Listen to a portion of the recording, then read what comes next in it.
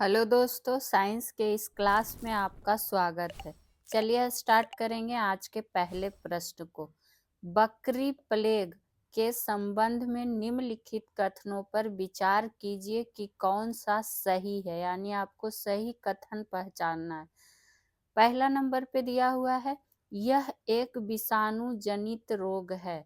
तो बिल्कुल ये विषाणु जनित रोग ही है, तो 1 नंबर हो जाएगा सही। तो इस तरह से आप ऑप्शन देखिए कट कर ले सकते हैं पहले ही, कि अगर सही पूछा गया है तो एक किस किस में है, एक ए में भी है, बी में भी है और डी में भी, यानी कि एक इसमें तो है नहीं, तो ये सी ऑप्शन पहले ही कट हो जाएगा।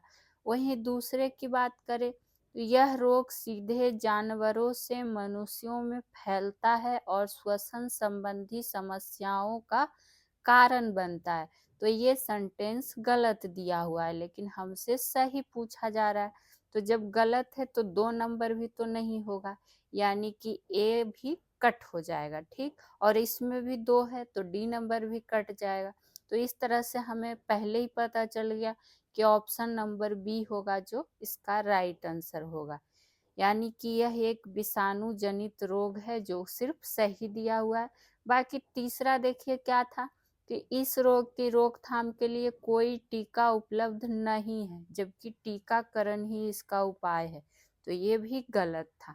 ठीक, वहीं अगर बात करें बकरी प्लेग का जो बात आया है बीमारी की, तो ध्यान रखिएगा बकरी प्लेग जो है उसे, या जिसे लिखिए, जिसे क्या कहा जाता है, पेस्ट डेस, पेस्ट डेस पेटिटस, ध्यान रखिएगा जो टर्म लिखा जा रहा है, पेटिटस रूमिनेटस, रूमिनेटस भी कहा जाता है, कहा जाता है। किसको? तो बकरी प्लेग को ही कहा जाता है, ये ध्यान रखिएगा। ठीक, और अगर बात करें यह विषाणु जनित रोग तो है ही, तो किस विषाणु के कारण होता है? तो ध्यान रखिएगा ये होता है किस विषाणु के कारण, मसूरिका, नाम ध्यान रखिएगा, मसूरिका, या फिर क्या कहा जाता है इसको, मॉर्बी, मॉर्बिली, मॉर्बिली वायरस। ठीक, मसूरिका या फिर मॉर्बिली वायरस के कारण बकरी प्लेग रोग होता है। पशुओं में बात हो रही है, चूंकि बकरी की ही बात हो रही है, तो और इसके रोकथाम के लिए क्या है, टीकाकरण ही एकमात्र उपाय है, ये ध्यान रख लीजिएगा। चलिए दूसरे प्रश्न की चर्चा कर लेते हैं कि दूसरा प्रश्न क्या है, और बिहार शिक्षक भर्ती वाले इस वीडियो को लास्ट तक जरूर देखा करें। एक व्यक्ति जो दूर की वस्तु को स्पष्ट रूप से नहीं देख सकता है, तो उसके दृष्टि सुधार के लिए उसे निम्न में से किस लेंस वाले चश्मे को देना होगा। दूर की वस्तु को जो नहीं देख सकता उसको कौन सा दोष हो जाता है? तो ध्यान रखिएगा उसको होता है निकट दृष्टि दोष, निकट दृष्टि दोष, जिसमें क्या होगा, इसके अपोजिट, यानी कि दूर की वस्तु जो है उसको दिखाई नहीं देगी और निकट की वस्तु जो है उसको साफ दिखाई देगी, और उसी का उपचार के लिए अवतल लेंस का प्रयोग किया जाता है। ठीक, उसी तरह से आप ध्यान रख सकते हैं उत्तल लेंस का प्रयोग किस दृष्टि दोष को दूर करने के लिए, तो दूर दृष्टि दोष का निवारण करेंगे उत्तल लेंस से। ठीक, इसमें क्या होगा कि इसमें आपको जो है निकट का वस्तु क्या होगा, दिखाई नहीं देगा, और दूर का वस्तु जो है स्पष्ट दिखाई देगा, यानी दूर वाला में निकट ध्यान रखना है, निकट वाला में दूर ध्यान रखना है, एक दूसरे का अपोजिट। ठीक, उसी तरह से आपसे पूछ लिया जाता है जरा दृष्टि दोष, जरा दृष्टि दोष। ठीक, जरा दृष्टि दोष में जिसको निकट एवं क्या दूर दोनों का प्रॉब्लम हो, तो इसके लिए किस लेंस का प्रयोग करेंगे? तो इसके लिए होता है बायोफोकल लेंस का प्रयोग, बायोफोकल लेंस का प्रयोग, या फिर द्विफोक्सी लेंस भी लिखा जा सकता है। वहीं एक और ध्यान रख सकते हैं, जब अबिंदुकता दृष्टि दोष हो जाए, अबिंदुकता, तो अबिंदुकता की बात करें तो इसमें किस लेंस का प्रयोग होता है, तो बेलनाकार लेंस। कौन लेंस, तो बेलनाकार लेंस। तो देख लीजिए सारे दृष्टि दोष को हमने एक में कवर कर दिया। आगे की तीसरे नंबर पे चर्चा कर लेते हैं। मनुष्य की आंख में किसी वस्तु का प्रतिबिंब बनता है, यानी कहाँ बनता है, किसमें बनता है, ये आपसे पूछा जा रहा है। तो ये जो बनता है दृष्टिपटल यानी कि रेटिना में। ठीक, ये हो गई इसके आंसर की बात। वही रेटिना की जब बात आई है तो ध्यान रख सकते हैं कि आँख के एक प्रकाश संवेदी ऊतक को क्या, ऊतक परत को लिख लीजिएगा, संवेदी ऊतक परत को ही क्या कहते हैं, रेटिना कहते हैं। रेटिना, और हिंदी में अगर बात करें तो दृष्टिपटल भी कहते हैं, ये बात आपको ध्यान होना चाहिए। ठीक, वही बात करें जहाँ रेटिना के उस भाग को फिर क्या कहते हैं, जहाँ वस्तु का प्रतिबिंब बनता है, तो उसको कहते हैं हम लोग एरिया सेंट्रलिस। क्या कहते हैं, एरिया सेंट्रलिस। तो ये भी आपसे पूछ लिया जा सकता है।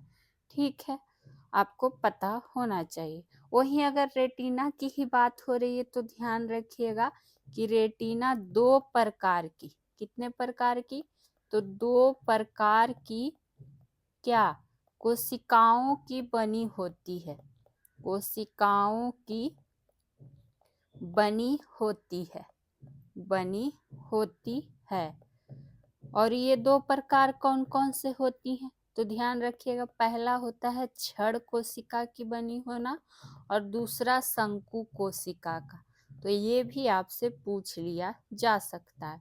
वहीं जो ऑप्शन नंबर ए दिया हुआ था कॉर्निया, तो आप इससे ध्यान रख सकते हैं कि नेत्रदान में किसको दिया जाता है, तो कॉर्निया का दान किया जाता है, कॉर्निया का दान किया जाता है। ठीक, तो ये सब जो भी पॉइंट आपको बताए जा रहे हैं प्लीज आप लोग लिखा भी करें। चलिए आगे की प्रश्न पे चर्चा कर लेते हैं। हास्य गैस कौन सा है, ये आपसे पूछा जा रहा है। तो इनमें से जो हास्य गैस हो जाएगा वो हो जाएगा नाइट्रस ऑक्साइड। क्या हो जाएगा, नाइट्रस ऑक्साइड, यानी कि जिसका सूत्र क्या होता है, N2O। ठीक, ये भी आपको ध्यान रखना है। हास्य गैस कहिए या फिर लाफिंग गैस कहिए, लाफिंग गैस भी इसे ही कह देते हैं। ठीक, वहीं अगर बात करें लाफिंग गैस की जब चर्चा आई है तो ध्यान रखिएगा कि यह एक रासायनिक अकार्बनिक यौगिक है। कैसा कार्बनिक यौगिक है, तो अकार्बनिक यौगिक है। कौन, लाफ गैस की बात हो रही है, यानी कि नाइट्रस ऑक्साइड की बात हो रही है। ठीक है, वही बात करें इसका खोजकर्ता कौन हो जाएगा, खोजकर्ता पूछे तो खोजकर्ता की अगर बात आवे तो ध्यान रहिएगा प्रिस्टले, जिसने ऑक्सीजन का भी खोज किया है। ठीक, प्रिस्टले हो जाएगा। तो ये बात आपको लिख लेना है। तो इससे संबंधित ये सब जानकारी भी आपको लिखते चलना है। आगे की प्रश्न को देख लेते हैं। 5वां नंबर प्रश्न, फंक ने निम्नलिखित में से किसका आविष्कार किया था, एंजाइम का, या फिर हार्मोन का, या फिर प्रोटीन का, या फिर इनमें से कोई नहीं। तो आपको पता है कि फंक किसका आविष्कार किया है, तो फंक विटामिन से संबंधित हो जाता है। किससे, विटामिन से। यहाँ विटामिन तो ऑप्शन में है ही नहीं, तो उपयुक्त में से कोई नहीं हो जाएगा।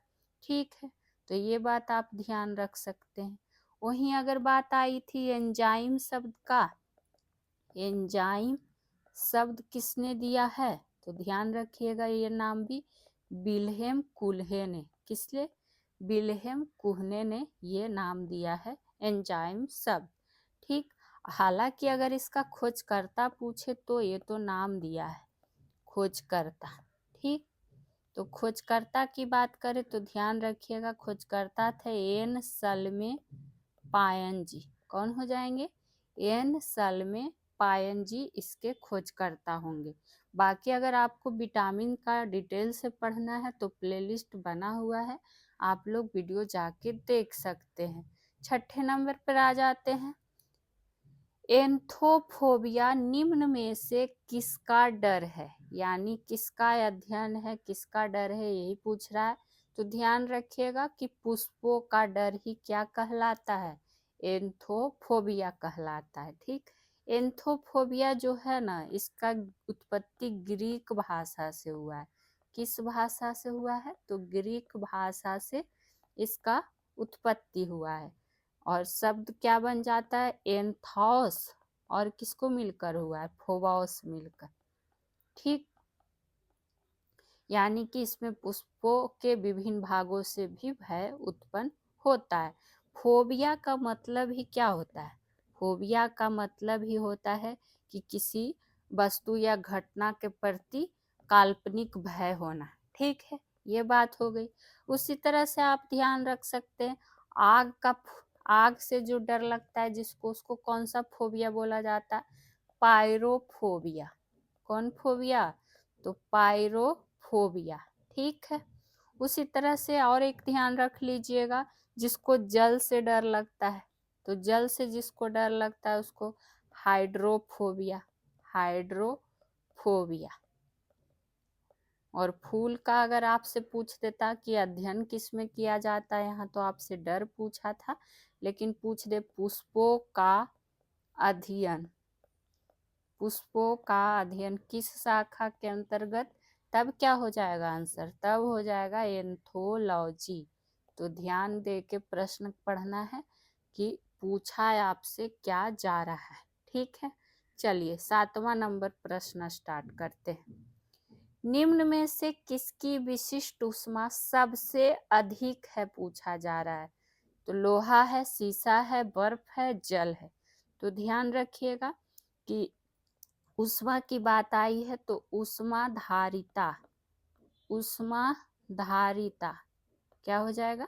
धारिता का एसआई मात्रक क्या होता है? एसआई मात्रक की अगर बात करें तो जूल प्रति किलोग्राम केल्विन ये होता है। तो इस तरह से सूचित इसको करते हैं, ध्यान रख लीजिएगा। ठीक, आपसे पूछा जा रहा है किसका सबसे अधिक होता है, तो इनमें से जो हो जाएगा ना, जल का सबसे अधिक होता है। क्यों? तो देखिए इस तरह जूल प्रति केजी और क्या कहता है केल्विन ध्यान रखना है। तो लोहा का कितना हो जाता है? 460। बाकी ये आगे जो है डाटा में ऐड कर लीजिएगा। सीसा की बात करेंगे तो सीसा का 130। वहीं बर्फ की बात करेंगे तो बर्फ का कितना होता है? 2100। और लास्टली अगर हम जल की बात करें तो 4200। 4200 जूल प्रति केजी इंटू केल्विन। ठीक, तो सबसे ज्यादा किसका हुआ? जल का। तो ये आपको पता होना चाहिए। ठीक, कभी कभी आपको कथन के रूप में दे देगा, पूछेगा कि कौन किसका मात्रक है, कितना मान है। आगे जाने से पहले ये चैनल से संबंधित सॉल्यूशन बाय पीजे की जानकारी है, सब्सक्राइब कर लीजिएगा। बाकी एक बार प्लेलिस्ट चेक कर सकते हैं जाके, पीडीएफ के लिए टेलीग्राम से जुड़ सकते हैं।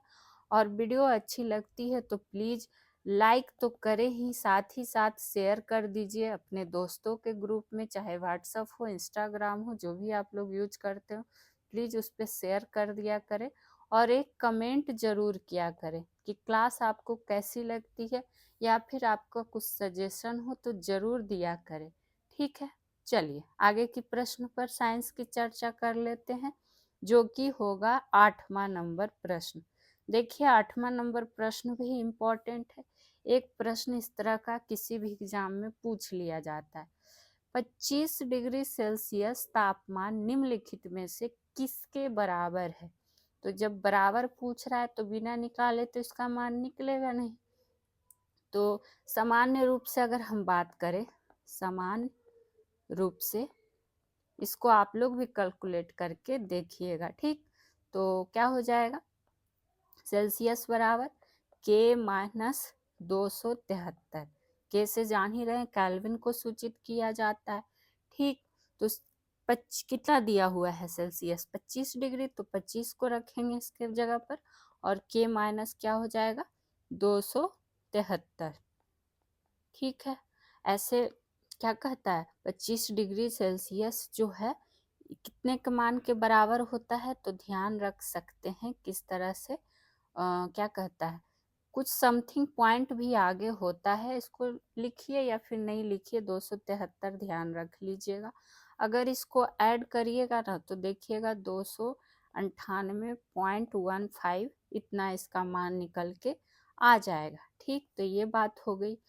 अब बात करेंगे फ़ारेनहाइट और क्या कहता है सेल्सियस में संबंध की।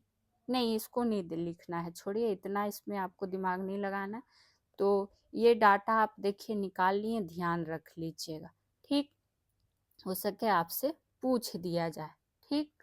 वही बात करें, इसका जो ऑप्शन हो जाएगा आंसर अगर बात करें तो ये ना 77 डिग्री फ़ारेनहाइट और 200 क्या कहता है 78.298 करिएगा जी, ये गलती से हो गया है, जहाँ देखिए मान कितना आया 298.15, तो ये भी हो जाएगा इसका मान, और फ़ारेनहाइट में 77 डिग्री भी हो जाएगा। तो यहाँ पर उपयोग, यहाँ पर ये ऑप्शन करके कर सकते हैं कि 1 से अधिक, ठीक। चलिए आपको फ़ारेनहाइट में भी निकाल के दिखा देते हैं, फिर आप कंफ्यूज रहिएगा। एफ एवं क्या कहता है सी में संबंध, यानी कि सेल्सियस में, वो हो गया केल्विन और सेल्सियस में, ठीक। उससे मान आया इतना। वहीं अगर बात करें तो एफ एवं सी में संबंध बात करेंगे तो 5 रख लीजिए और बराबर एफ माइनस 32/9, ये आप लोग जानते होंगे, आप खुद निकाल के देखिएगा। इसको हम क्या समझाएं साइंस वाले में, इसको बस कैलकुलेट करके आप लोग आंसर ले आइएगा, ठीक। तो ये क्या हो जाएगा 77 मान आ जाएगा जोड़ के, ठीक। तो ये दोनों मान हो रहा है। चलिए आगे की ओर बढ़ जाते हैं, जो कि होगा 9वां नंबर प्रश्न। 9वां नंबर प्रश्न क्या पूछा जा रहा है आपसे, पूछा जा रहा है रोल्ड गोल्ड के बारे में। किसके बारे में, रोल्ड गोल्ड एक मिश्र धातु है जिसके संगठक निम्नलिखित में से कौन है, ये आपसे पूछा जा रहा है। रोल्ड गोल्ड सुनते होंगे, महिलाएं लोग पहनती हैं इसका जेवर वगैरह। तो इसमें जो है कॉपर और एल्युमिनियम अवयव होता है। तो कॉपर को किससे सूचित किया जाता है, Cu से, एल्युमिनियम को Al से। तो ऑप्शन नंबर बी हो जाएगा इसका राइट आंसर, ठीक। यानी कि 90% जो होता है वो कॉपर होता है, और क्या कहता है 10% जो होता है वो एल्युमिनियम होता है, किसमें, रोल्ड गोल्ड में। और प्रयोग ही क्या होता है, सस्ता आभूषण बनाने में किया जाता है, सस्ता आभूषण बनाने में इसका प्रयोग किया जाता है, किसका, रोल्ड गोल्ड का। ये बात ध्यान रख सकते हैं। तो बाकी एक क्या कहता है जर्मन सिल्वर, आपको कई बार हम बताए हैं कि जर्मन सिल्वर मिश्र धातु किसका किसका है। तो आप लोग जरा कमेंट करके बताइएगा, तो क्योंकि ये इतना बार आप लोग को बताए हैं कि जो देखते होंगे रेगुलर सेशन उनको तो पता ही होगा। 10 नंबर पे चर्चा कर लेते हैं।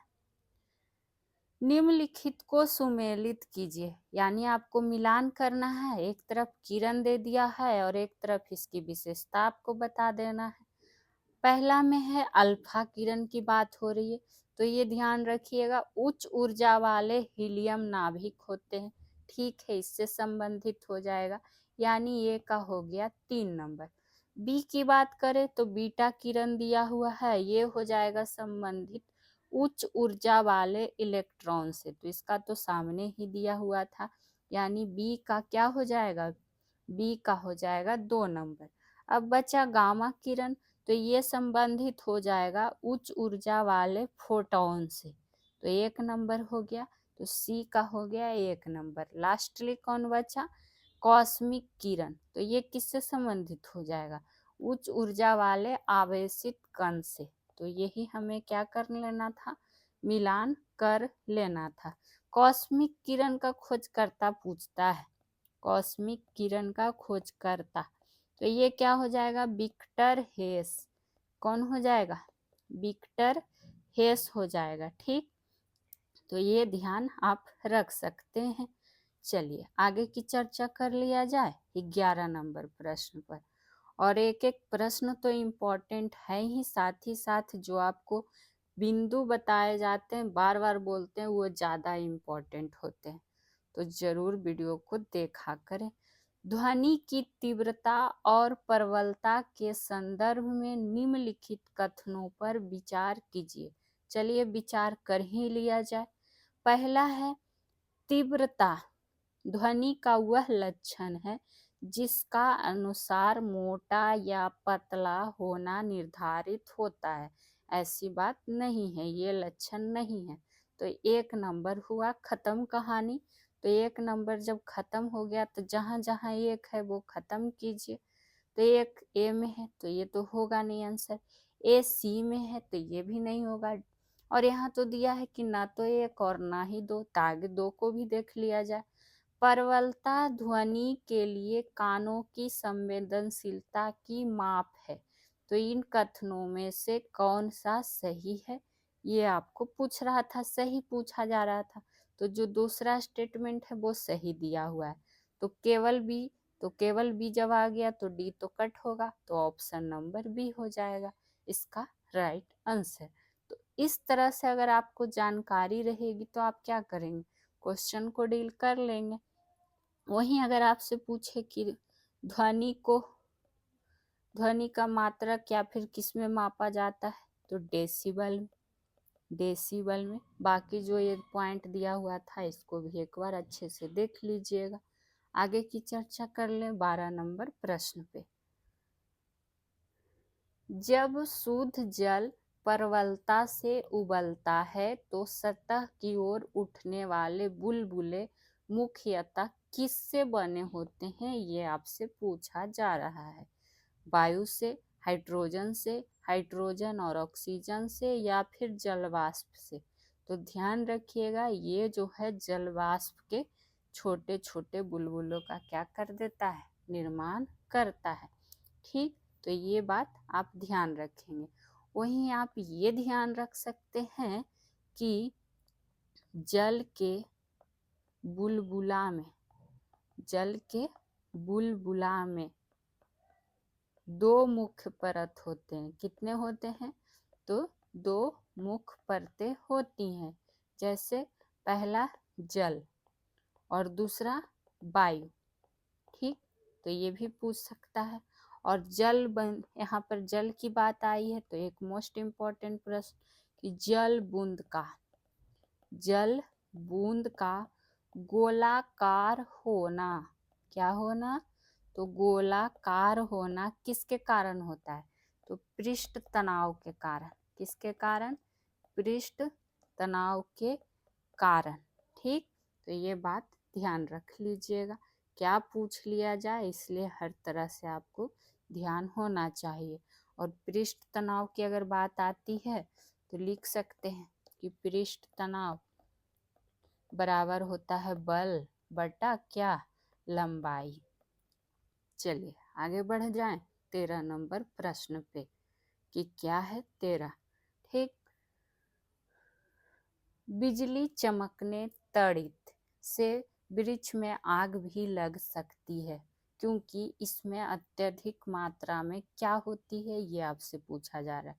कई बार आप सुने होंगे कि बिजली चमका तो वृक्ष में आग लग गया, उस पर गिर जाता है बिजली। तो बात तो सही है, लेकिन ये किसके कारण होती है? तो ये विद्युत ऊर्जा के कारण होती है। ठीक, तो ये बात ध्यान रख लीजिए क्योंकि अधिक मात्रा में विद्युत ऊर्जा होती है। वहीं अगर बात करें तो जो बिजली चमकता है तो चमकने के कारण जो क्या होता है? आवाज उत्पन्न होता है। देखते होंगे उत्पन्न कड़कड़ाहट जो होता है, कड़कड़ाहट जिसको बोलते हैं, उसी को क्या कह दिया जाता है? तड़ित कह दिया जाता है। क्या कह दिया जाता है? तड़ित कह दिया जाता है। तो ये भी आप ध्यान रख सकते हैं। वहीं और क्या ध्यान रख सकते हैं? अगर बात करें तड़ित चालक का निर्माण कर्ता पूछ लेता है, तड़ित से ध्यान आ गया, पूछ लेता है कि तड़ित चालक का निर्माण किसने किया था? तो ध्यान रखिएगा ये क्या था? बेंजामिन फ्रैंकलिन ने। किसने? बेंजामिन फ्रैंकलिन ने। कई सारे एग्जामों में पूछा भी गया है ये प्रश्न। और तड़ित चालक जो है ना, तड़ित चालक ये किसका बना होता है? तो सीयू के बनाया जाता है, यानी कि कॉपर का बनाया जाता है। कॉपर के क्या होते हैं? बनाए जाते हैं। चलिए आगे के प्रश्न को देख लें। 14 नंबर प्रश्न, मानव में गुर्दे निम्नलिखित में से किस प्रणाली के अंग है? पूछा जा रहा है। किसके बारे में? गुर्दे के बारे में पूछा जा रहा है। ऑप्शन है ए है एक्सक्रीशन, बी है रेस्पिरेशन, सी है ट्रांसपोर्टेशन, डी है न्यूट्रिशन।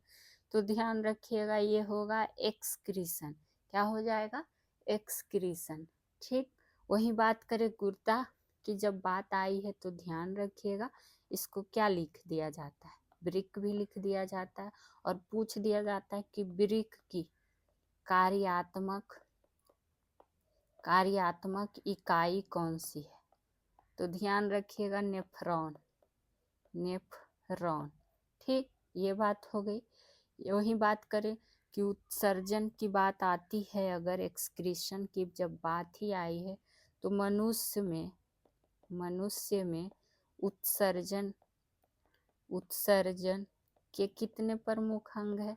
तो ध्यान रखिएगा 5 प्रमुख अंग है। 5 प्रमुख अंग है। ठीक, ये बात हो गई। अब वो 5 प्रमुख अंग कौन कौन सा है? हो सके क्रम ही दे दे दर्शाने के लिए। तो पहला तो गुर्दा ही हो जाएगा, ब्रिक या फिर गुर्दा। ठीक। दूसरा बात करेंगे तो क्या होगा? फेफड़ा। तीसरी की बात करेंगे तो तीसरा क्या होगा? त्वचा। और चौथा कौन सा होगा? यकृत, लीवर। पांचवा बात करेंगे तो आंत। ये क्या है? 5 प्रमुख अंग है मानव के उत्सर्जन का। ठीक। और यहाँ बात किसका हो रहा था? ब्रिक का। तो इकाई जान ही गए, इसका किस प्रणाली का अंग है ये जान गए। और ध्यान रख सकते हैं कि ब्रिक के द्वारा किसका निर्माण होता है? तो यूरिन का निर्माण होता है। यूरिन का क्या होता है? निर्माण होता है। ये आप ही लोग के लिए इतनी मेहनत से बोलने के साथ साथ ही लिखा भी जाता है, तो प्लीज नोट डाउन किया कीजिए। काफी इम्पोर्टेंट टर्म आपको दिए जाते हैं। निम्नलिखित में से कौन सा जीवाश्म ईंधन है? पूछ रहा है। कौन ईंधन? जीवाश्म ईंधन। तो ध्यान रखिएगा ऑप्शन ए है ईथर, बी है अल्कोहल, सी है वाटर गैस, डी है प्राकृतिक गैस। तो जीवाश्म ईंधन क्या हो गया? प्राकृतिक गैस हो जाएगा। तो ऑप्शन नंबर डी होगा इसका राइट आंसर। चूंकि यह क्या है? आसानी से जलता है। आसानी से क्या है? जलती है। और अधिक मात्रा में क्या करेगा? और अधिक मात्रा में ऊष्मा उत्पन्न करता है। अधिक मात्रा में क्या करेगा? ऊष्मा उत्पन्न करती है। तो ये पॉइंट इसमें नोट डाउन कर लीजिएगा। ठीक। वहीं अगर बात करें तो इसमें मुख्य रूप से अगर बात करें तो मुख्य रूप से मीथेन, इथेन और क्या कहता है? प्रोपेन, ये गैसें होती हैं। ठीक है, कुछ मात्रा में ये सब गैसें भी होती हैं, ये ध्यान रख सकते हैं। ठीक है। हालांकि लेकिन जो ऑप्शन नंबर ए है ईथर, तो इससे आप ध्यान रखिएगा कि ये भी ईंधन के रूप में प्रयोग किया जाता है, लेकिन ये जीवाश्म ईंधन के अंतर्गत नहीं आता है।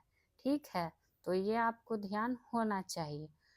बाकी अगर कुछ घटक पूछता है उसको जान लेते हैं, जैसे एलपीजी का पूछा गया है घटक, तो ध्यान रखिएगा ब्यूटेन,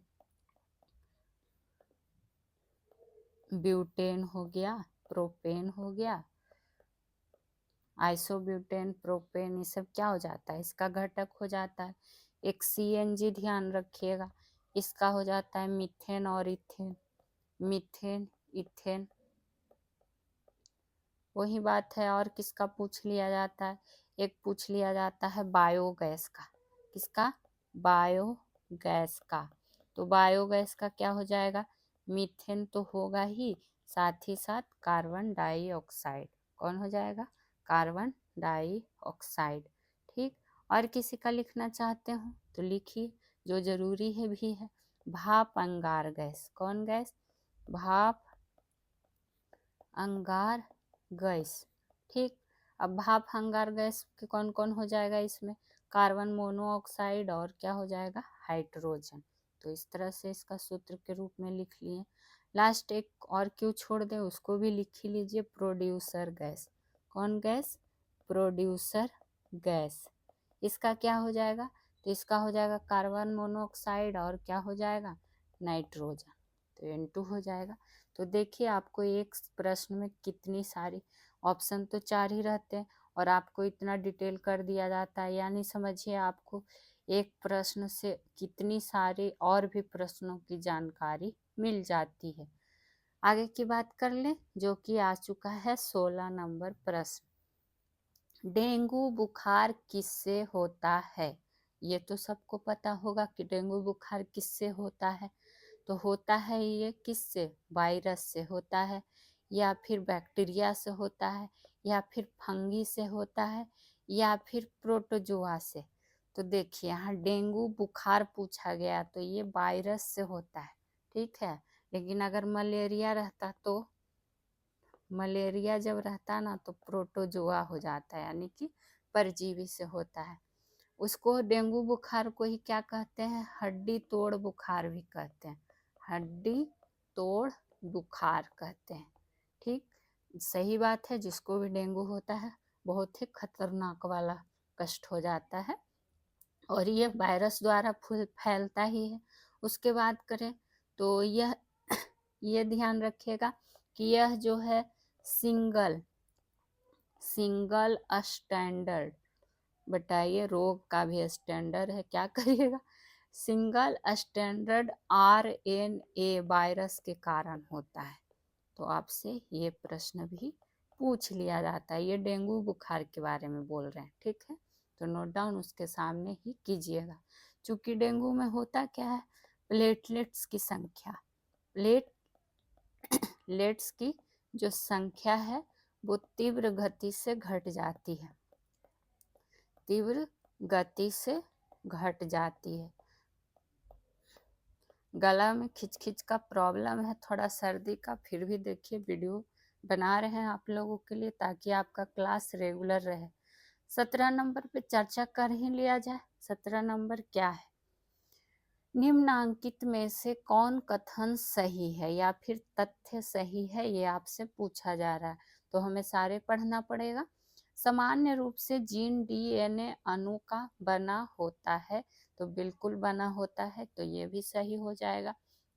वहीं प्रोकैरियोटिक कोशिका में वास्तविक केंद्रक नहीं होता है, ये सब तो आपको हम कई बार डिटेल में भी बता चुके हैं, ठीक। वहीं वनस्पति कोशिका में क्या दिया है, प्लास्टिड्स उपस्थित रहते हैं, यानी कि जो कि सारे कथन है वो सही दिया हुआ है, तो उपयुक्त में से एक से अधिक इसका राइट आंसर हो जाएगा, ठीक। वहीं अगर बात करें प्लास्टिड की, तो बात हो ही गई सबकी कि प्राणी कोशिका है, एक चीज यहाँ पर नोट डाउन कर लीजिएगा, प्राणी कोशिका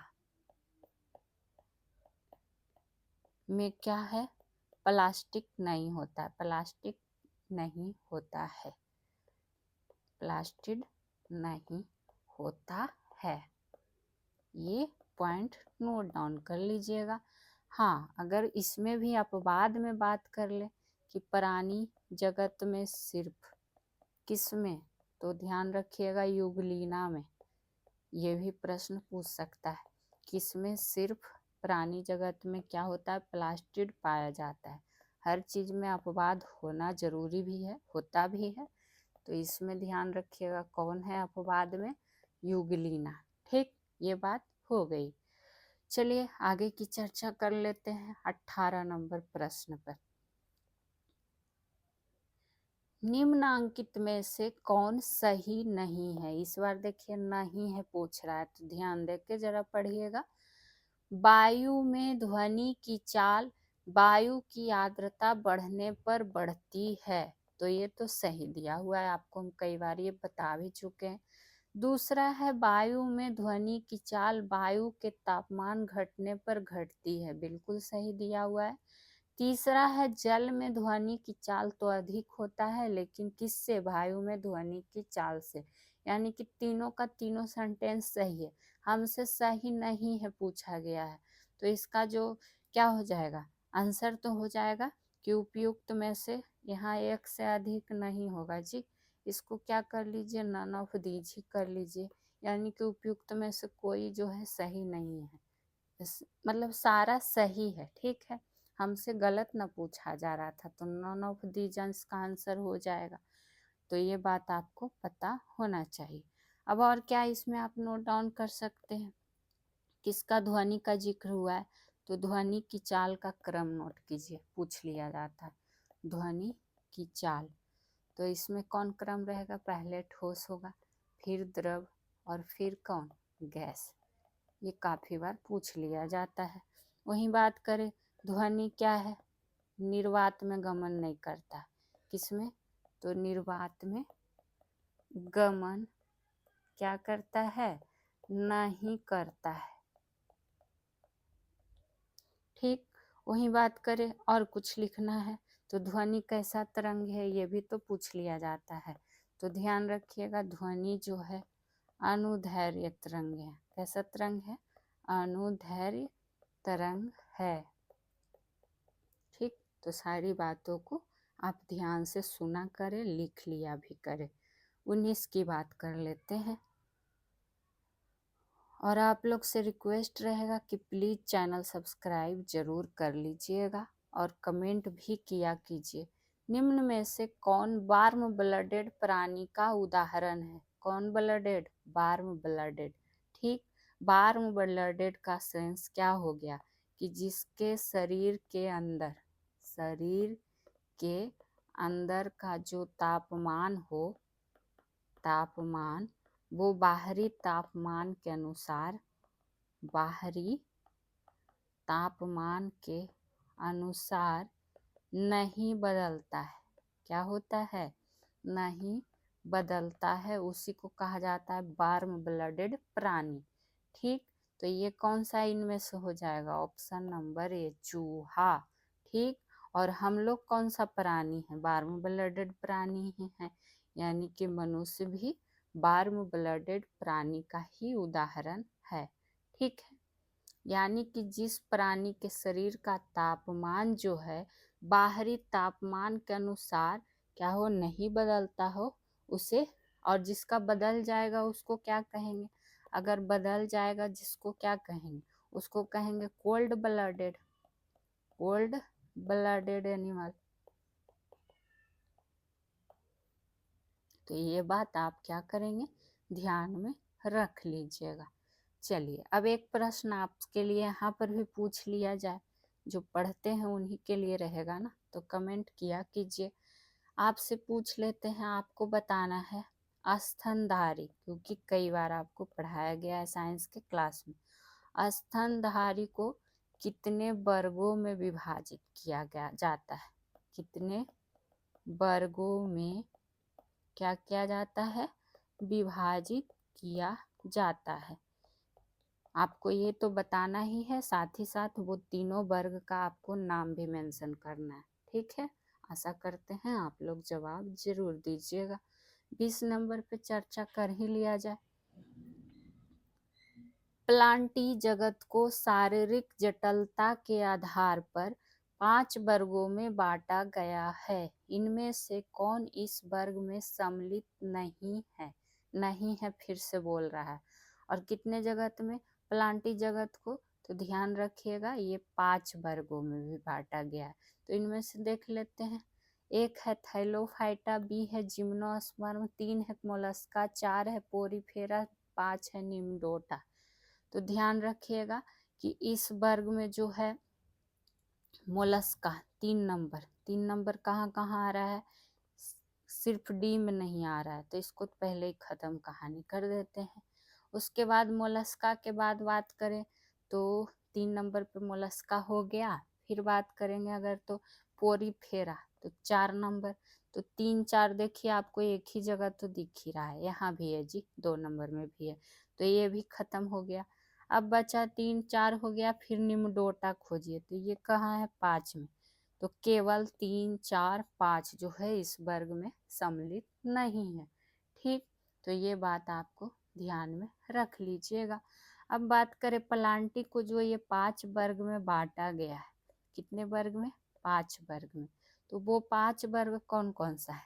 तो एक हो जाएगा थैलोफाइटा, थैलोफाइटा जो कि यहाँ देखिए दिया हुआ ही था। एक हो जाएगा शैवाल, एक हो जाएगा ब्रायोफाइटा। ये सब आपको हम पढ़ाए भी हैं डिटेल के साथ कि कौन क्या होता है। 4 नंबर पे बात करें तो कौन हो जाएगा? Pteridophyta, pteridophyta. और 5 कौन हो जाएगा? Gymnosperm, gymnosperm. तो ये भी यहाँ पर आपको देखिए दिया हुआ ही था, तो ये बात भी आपको ध्यान रख लेना है। और ये था जो पोरीफेरा, ये सब किसके अंतर्गत? एनिमिलिया के अंतर्गत आ जाता है। ठीक, और प्लीज़ आप लोग लाइक शेयर कमेंट जरूर करें। जितने भी दोस्त हैं आपकी तैयारी करने वाले, उनको शेयर करें, व्हाट्सएप इंस्टा सब पे शेयर कर दिया करें इस वीडियो को। और जो भी बिहार शिक्षक भर्ती की तैयारी करते हैं उनके लिए ये सेशन काफ़ी हेल्पफुल रहेगा। एग्ज़ाम में प्रश्न भी देखेंगे, यकीन मानिए बहुत ही टॉप क्लास का प्रश्न आपको दिया जा रहा है, एकदम एग्ज़ाम पैटर्न पे आधारित। तो बस आपसे गुजारिश ही कर सकते हैं, बाकी आप लोग देखिए कैसी आपको क्लास लगती है। मानव नेत्र से स्पष्ट दर्शन के लिए न्यूनतम दूरी निम्न में से कौन है? तो ध्यान रखिएगा ये कौन हो जाएगा न्यूनतम दूरी? 0.25 मीटर, यानी कि कहने का सेंस हो गया न्यूनतम दूरी 25 सेंटीमीटर होती है। ठीक, और अगर ये अधिकतम दूरी पूछता है यहाँ पे तो अधिकतम दूरी में ध्यान रखिएगा कि निर्धारित नहीं है, निर्धारित नहीं है। निर्धारित नहीं का है कि मतलब हो गया कि अनंत है। ठीक, ये बात ध्यान रख लीजिएगा। वहीं आपको पता ही है कि मानव नेत्र क्या है? एक प्रकार का समझिए कैमरा है।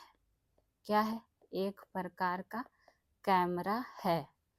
और उसी तरह से आपको पूछ लिया जाता है लेंस की भी ज़रूरत पड़ती है। तो लेंस की ज़रूरत पड़ती है तो लेंस की क्षमता का पूछ लिया जाता है कि मात्रक क्या होता है। तो लेंस की क्षमता क्या होती है? डायोप्टर में व्यक्त करते हैं। किस में व्यक्त करते हैं?